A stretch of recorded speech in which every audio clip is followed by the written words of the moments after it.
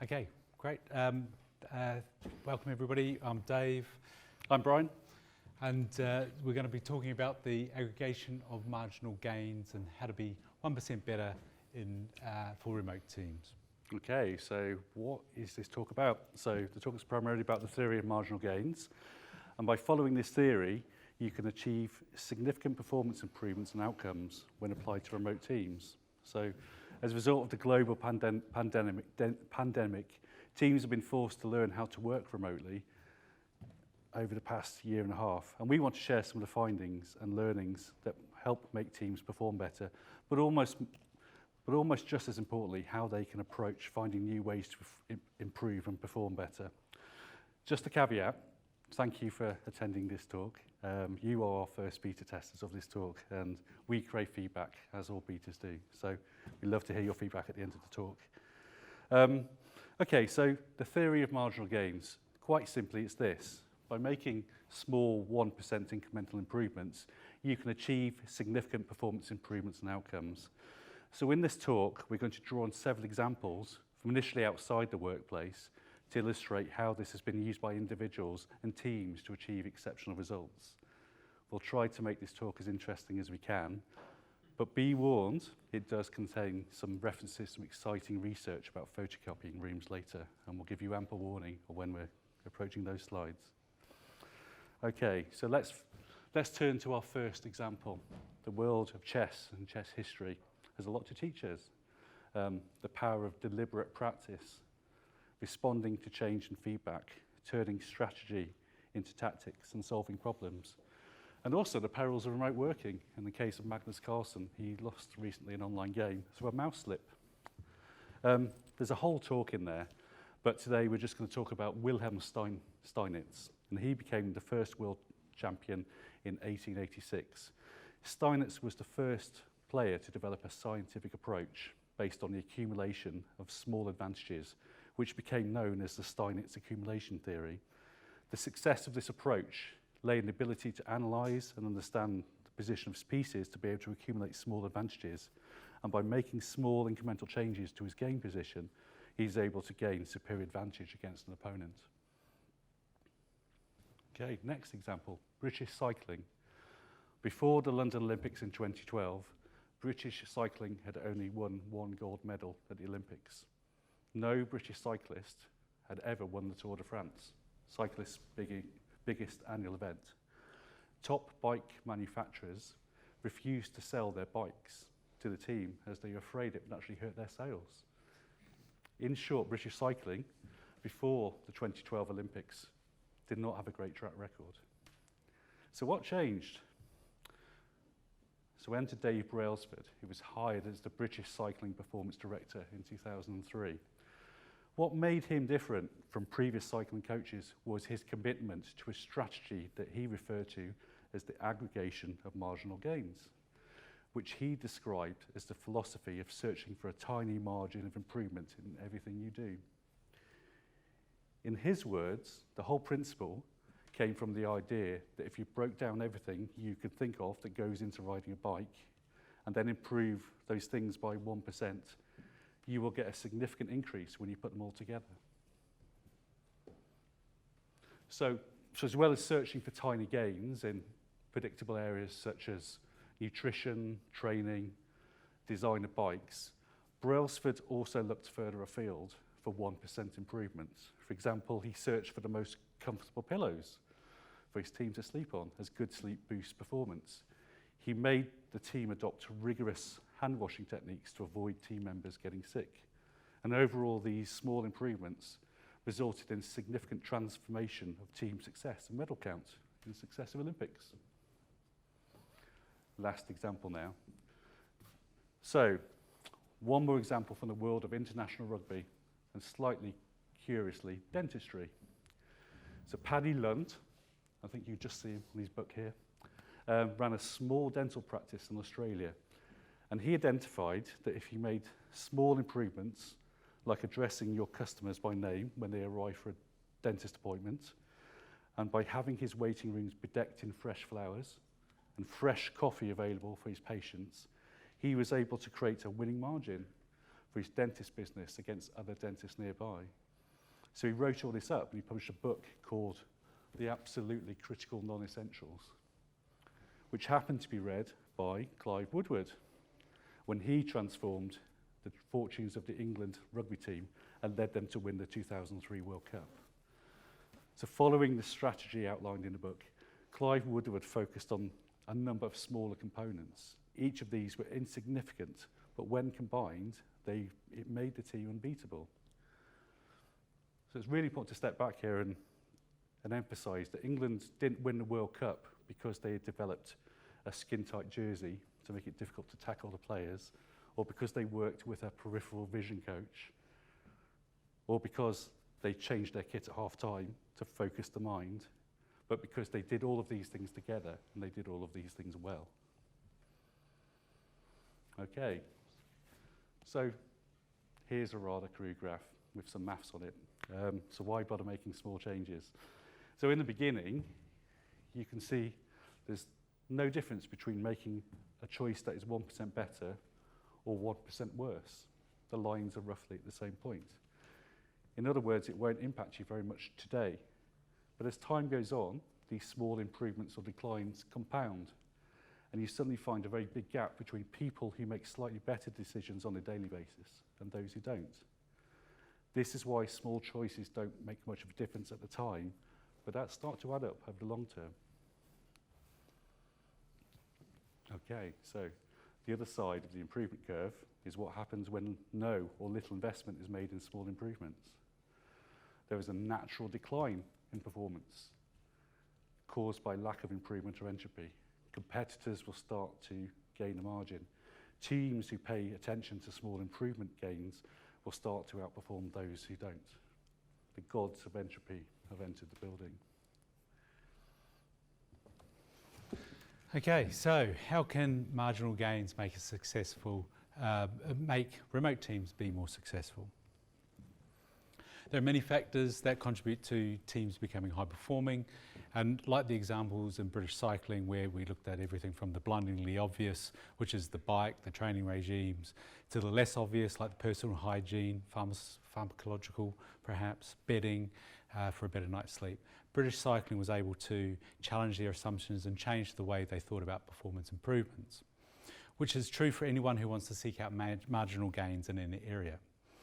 To help think about some of these topics, it's worth considering.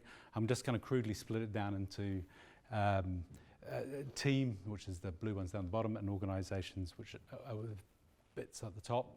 The organisational factors are those which is directly outside the control, and they are things that are inherited from the organisation you're working in. And there's things like talent acquisition, organisational design, organisational culture, and often, unfortunately, tools. These things are harder to change, but they're no less important to finding those extra 1%. We're not going to dwell on the... we're not going to dwell on the organisational side, but I'm going to give this one example. So consider the impact on the return to office policy. This may be outside of your direct control, but will have an impact on teams in the very near future. At Equal Experts, we recently ran a survey where we asked a very simple question, which was, given a choice, would you prefer to return to the office 4 to 5 days a week, 1 to 3 days a week, as needed a few days a month, as needed a few days a year? The results were pretty overwhelming, and for not returning to the office weekly. But clearly people's preferences have an impact on where they're going to choose to work or stay working for.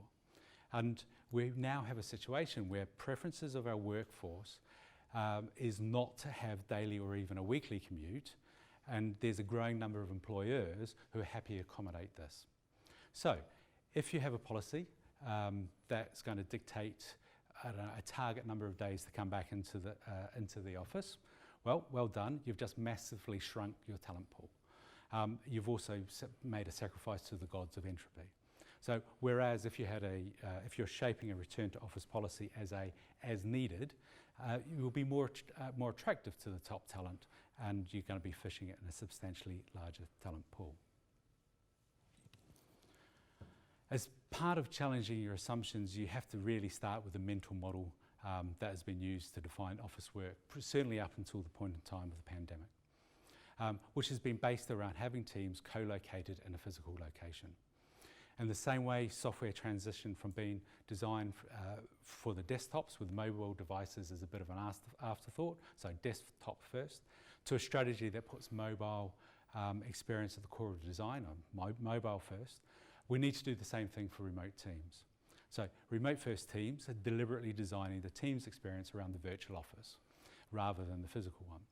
Remote first is at the core of the team's working practices and should take into account the constraints and the behaviours associated with a virtual office.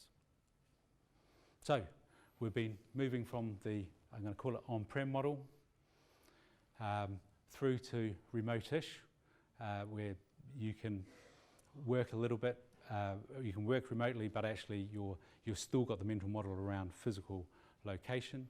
And it's worth noting that remote-ish is the whole entropy thing comes into play very, very quickly. So I've already seen it with people returning to the office, having meetings where it's a mix of remote and co-located, but the people who are co-located are all sitting in a conference room with one laptop at the end and nobody being able to hear what's going on. And remote first, which is where we want to get to, where the team feels empowered to work remotely, decisions are made online, individuals all have their videos on, even if they're in the same room or in the same building. Tools, ways of working, processes are there to level the communication playing field, to give equal opportunities to everybody in the team. And just note that remote first does not equal remote only. They are, I think, slightly different concepts, although closely related. So, even though COVID has given us more tools and better working practices, and probably more importantly, more practice at operating as remote first, there are many improvements that still need to be made. And I strongly suspect a lot of organisations, even though they've had over a year now to practice, do not fully adopt these things deeply enough into their, I guess, the heart of their ways of working. So are at big risks of slipping back into these remote-ish working patterns. If we drill down into the sort of the team component of one of those earlier slides, we just wanted to highlight three factors that influence the team becoming high performing. And those are the ability to establish shared context, collaboration and trust. Shared context and collaboration build trust. And without trust, the team can't move past, or can't really successfully move past the forming stage. They can't share collective responsibility and accountability for their goals effectively. So, shared context. If you read, probably in your head, what you see here, I'm guessing that a lot of people read that sentence, but the instruction was actually read what you see. And you didn't actually read the words that were based on the screen because the letter strings presented were actually nonsense. So your brain had gone and applied a history of experience with languages, with what you've read in the past, to make it useful and meaningful now. Another quick quiz, I don't know, maybe, hopefully. I'm guessing that most people got that. How about this one? Okay, I'm guessing that also most people went with, what are you reading? Because you've been anchored previously on your past experience, because we'd put that in the previous slide. So, we all know that just working for the same organisation allows some specific shared context, and you might just share a common work environment and culture. But you can draw on knowledge when you can draw on this knowledge when you're interpreting what people are saying. So, for example, if one person's continuous delivery pipeline is not always the same as another's, but if you have a group of engineers from the same organisation, it's going to be more closely aligned than people from disparate companies. So, context not only includes how we define things, but also the goals, things like goals of a project, our processes that we follow, shared expectations, and a whole raft of other things. Okay, so as Dave demonstrated, establishing shared context is pretty hard. So what is shared context? Well, quite simply, shared context refers to the set of circumstances or facts that surround a particular team, strategy or program of work. So when looking for 1% improvements around shared context, it's useful to ask the following questions. Does everybody understand what a goal is? Does everybody have the same view of the plan to achieve the goal? Have we identified all the skills and dependencies required to achieve the goal or the outcome? And the final point is quite important, I think, in terms of, as we believe that the quality of decisions made by the team is improved by data. So do we understand our sources of feedback and how these will be measured? It's also an obvious point to make, but having regular team ceremonies that support the building of shared context is critical for remote teams. We're going to skip over running remote retrospectives for now, as I imagine everyone has had plenty of practice over the last 18 months, and describe other important ceremonies. These ceremonies need to be intentional and have a clear purpose so that the team gets value from running them. So let's run through some of these now and we'll share some of our examples. Okay, first one. We call this, I guess, an engagement sync. So when we have a lot of teams working together with customers, we hold regular, intentful weekly meetings to share updates and information across teams. We share information from steering committees, program governance groups, product steering groups, and sync on any updates around product roadmaps. This gives the people who are working not necessarily together on a daily basis the opportunity to increase their context and shared understanding of important changes that are happening around the customer engagement. The next one's quite important, and I guess we do place great emphasis in terms of creating, at the start of a project, a team charter. So in our world, things move really fast. Impediments and constraints emerge, collaboration models, relationships between teams change, communication is tricky. Yesterday's slick process is bumpy today. Because working with multiple remote teams is difficult, it's important to reflect on and improve how cross-site people and teams are operating.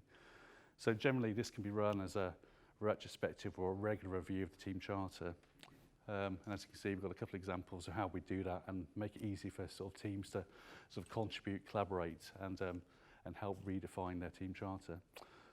Basically, the theme for all these ceremonies is that, which help teams improve their shared context, is that we need to keep asking ourselves the question, where are we losing our shared context and how do we improve it?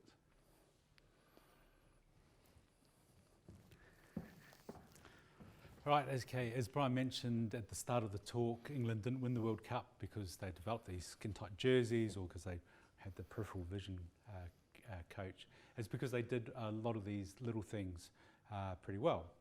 And this accumulation of critical non-essentials allowed the team to possess the additional performance to, unfortunately, go on and win the tournament. We have critical non-essentials in remote working, which all too often aren't considered to be essential enough.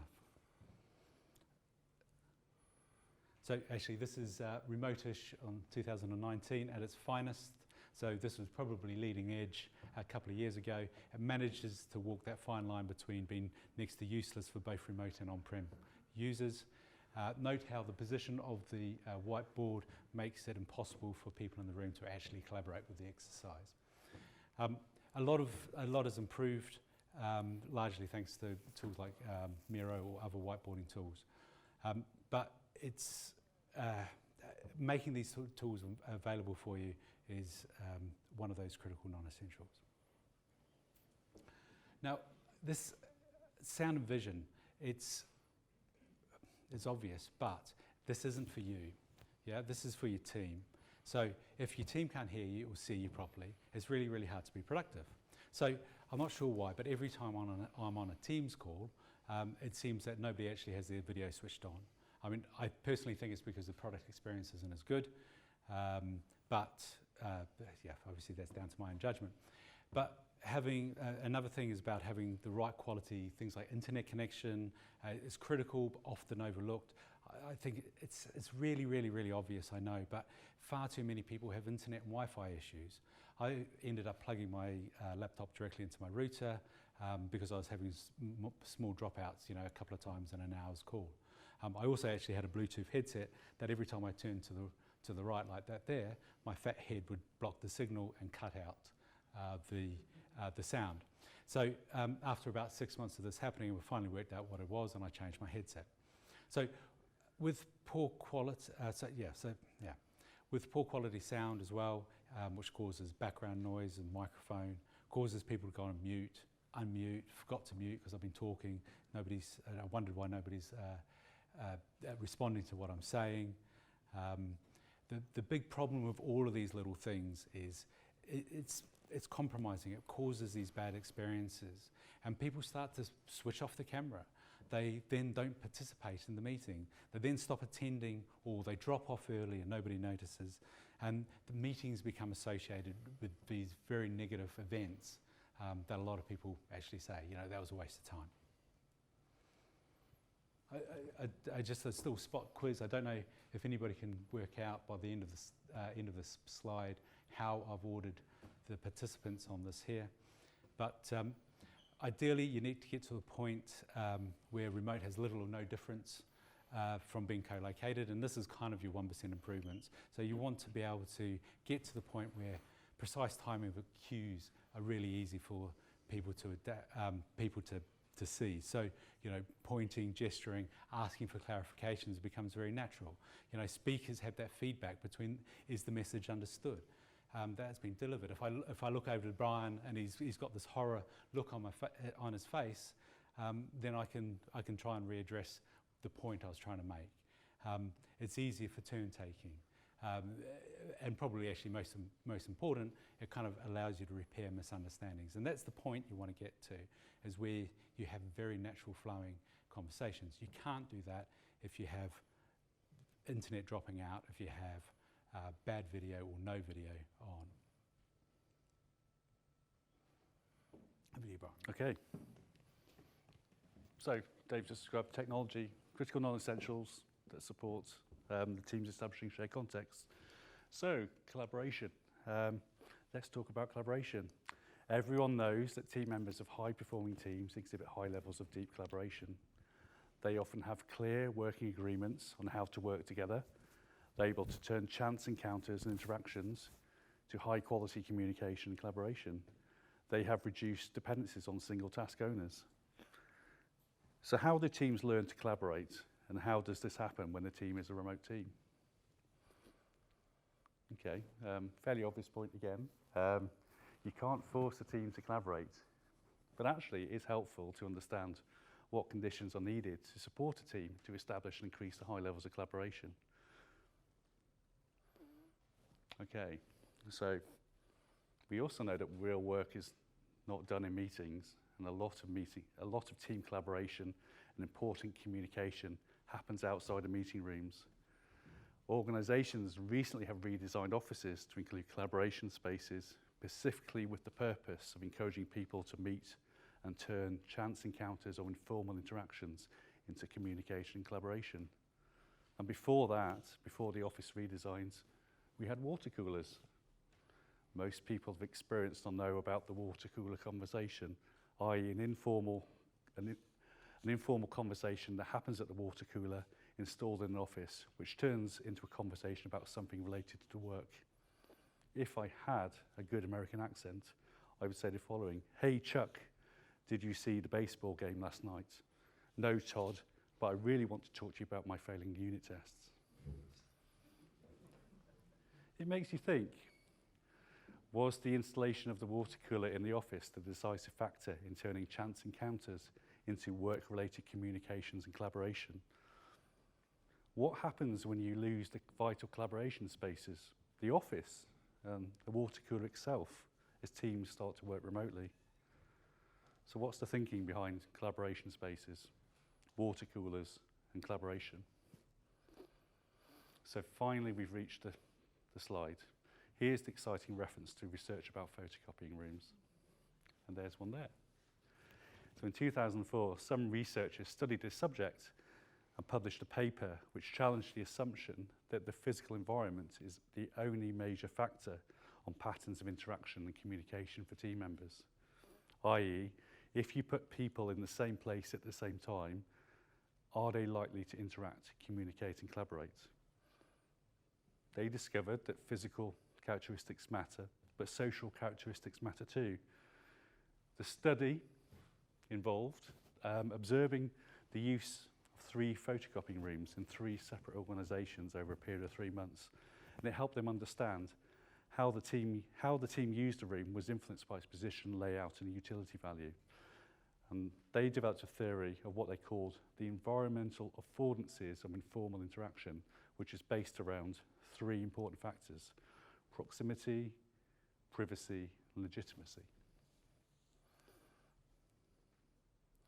They discovered that all of these factors are instrumental in determining whether people will interact, communicate, and maybe collaborate.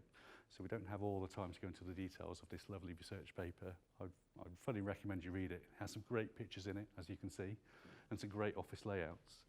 But I'm going to summarise it. So if I have easy access to an environment which is in close proximity, that is easy for me and others to get to, then I'm more than likely to have a conversation. That's obvious. That's proximity. If I'm in a private environment, which exhibits high levels of privacy, then I'm more likely to have a conversation about a topic that should not be in the public realm. If I'm in a legitimate environment, where I feel that I can have a conversation with someone without my manager looking at his or her watch, then I'm more than likely to talk to someone.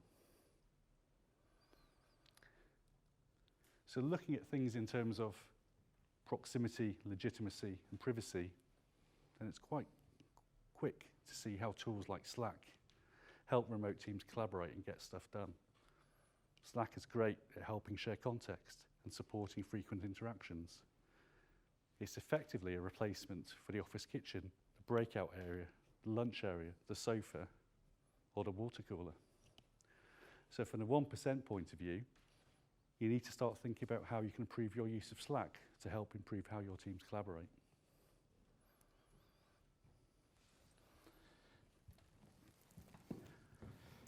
Okay, shared context and collaboration build trust.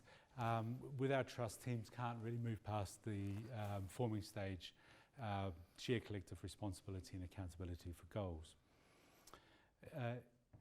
If you want to build trust in a team, communication is key. With communication, you learn about the personality of your teammates. This allows you to assess their values and how their values fit with your own. Also allows you access to their capability and expertise. Open, prompt communications with team members is believed to be an indispensable characteristic of trusting relationships. Continued interactions from team members further develop common values and norms, and sustained interactions is a crucial mechanism for holding team members together. So all of this allows you to gather the evidence that you need to assess the members' credibility and trustworthiness. So a lack of shared context can lead to misattribution for behaviours. A really simple example is I send an email to Brian. He doesn't respond because he's on vacation. The lack of shared context often leads to ambiguity about interpreting a silence. So I now think he hates me and he's not going to invite me to his birthday party, which in turn results in future failures of coordination and trust. But you can build trust through really simple practices. So, for example, if you are explicit about your working day etiquette, in my previous example, Brian still hates me, of course, but if I send him a Slack message and Brian doesn't respond because he's on vacation as before, but he's changed his status to on vacation. It's a very simple working day etiquette there. I now no longer think he hates me. I just think he's on vacation. That's great. My crisis is over. It's the same if you want to do things like, I want to do some deep work time. So I want to get my head down and I want to spend a couple of hours of undisturbed time, put up a do not disturb notice back at 1600, and then people know that you're not ignoring them, that you're just getting on with your work. So that type of signalling stops trust from eroding. And then on the other side to that is to help build trust is be responsive to people when you're not in those sort of states. Also leave time for good old-fashioned human interactions. 5-minute chit-chat at the start of a meeting is actually really valuable. Talk about your dog, your family, your holiday, or whatever, but it goes a long way to building that trust. Right, you'll be pleased to know we're coming to the end of our talk.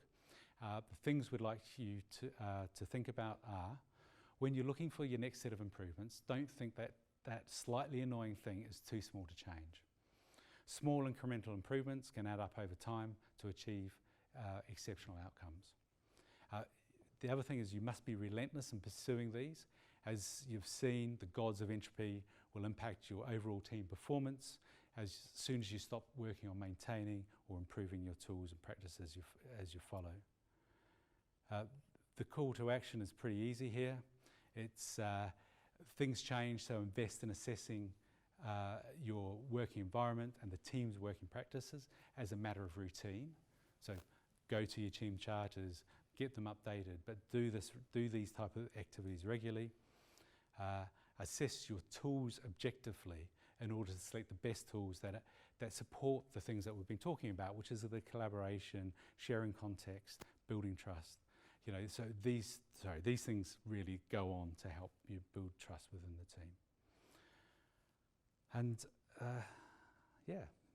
that's it. I've been Dave, this is Brian. If you've got any questions, we'd love to hear them. Thank you.